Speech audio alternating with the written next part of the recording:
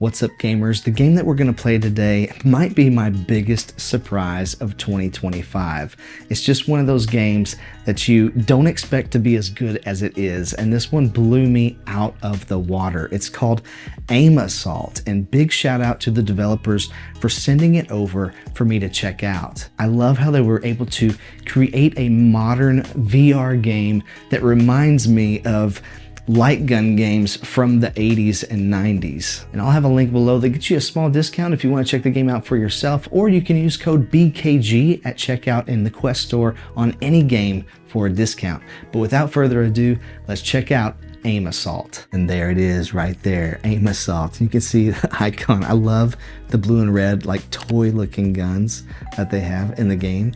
You don't have to play with those. You can play with something that looks a little more realistic. But I think it's really fun because it makes it look more like an arcade game, and that's what this is really inspired by. Even down to the fact that it says insert coin down here, which I absolutely love. You're greeted by this really cool menu. I mean, this is a slick menu, you know, because these are like 3D holographic cards like you would collect back as a kid. Like some trading cards were holographic, and that's what these look like. They have depth and stuff to them, and I just love that. I love that they thought to do that. I don't know that I've seen another game that has a menu system quite like this. Also, there's quite a bit of stuff that you can do in this game. There's not just these 7 levels with more coming soon. You also have a training mission that you can go through, aim rush, which I'm definitely going to show you here soon, aim challenges, which are not yet unlocked for me, and then you have night levels from some of these up here at the top, and they are much more difficult than the daytime levels. And I've played enough of this to get all the way through to the last boss level here, and it is very difficult. I'm not going to show off too much of that in this review. I want this to be as spoiler free as possible, but I am going to play through a couple of these levels, just a little bit of them, just to give you a taste of what it's like. And we're going to start with level 1. So when you load in a level, you have a bunch of options here. You can change the way your gun looks. That's pretty awesome. I like the golden gun personally. You can also change your crosshair, so you can have no crosshair, or you can load in whatever you want, however you want that to look right there. I like the little dot sight personally. You can also choose to just use the left hand or the right hand or both. And when you change some of these options, you can see it changes the leaderboards over here, which is pretty fun. And currently with both hands, you can see that, hey, I'm number 3 out of 5. But I'm sure that's going to change soon because this game just came out. You also have easy, normal, which is what I've been playing, One-Life and Insta-Death. But I'm just going to go with normal to show off a little bit of this game. I love the old CRT monitor that they give you here. You know, this old CRT TV where they're doing this news report. It kind of gets the story going. And you can see down here also how many hearts you're gonna get for each level, and that will change depending on the level. So when the level loads, you can look around until you're ready to start. You can also see that some of the things in the environment are destructible, and you don't run out of ammo until you hit start. You can just keep shooting and see if you can find anything cool. There are also other things like fire extinguishers that are destructible in the game that can help you take down enemies. But let's go ahead and give you a taste. You don't want to hit the civilians, and you want to dodge as many bullets as you can because you do have those hearts. Stage clear. And there's health packs you can get along the way too if you lose health. Like right there. You can dodge some of the bullets if you're fast enough. You do just flick down to reload your gun. Some people won't like that, but this handles all the movement for you. It's definitely an on-rails shooter. Oh man, got me. It reminds me a lot of games like Virtua Cop 2 on the Dreamcast. Had the light gun that you used, or like House of the Dead, and a lot of arcade games like Jurassic Park or something like that. There's also little things that you can collect. Yeah, I think I got a new best time. Yes! Boom! All right.